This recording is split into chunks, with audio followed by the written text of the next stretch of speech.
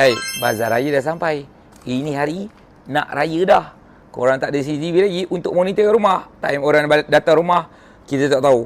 Tiba-tiba barang hilang. Tiba-tiba dompet hilang. Telefon hilang. Itu biasa kalau time raya. Tapi kadang-kadang hilang bukan sebab orang curi, salah letak ataupun apa-apa. Korang boleh letak ini CCTV. Boleh nampak telefon tu berjalan pergi mana, baik dompet berjalan pergi mana. Sebab apa? CCTV ni dia boleh letak dekat dalam rumah.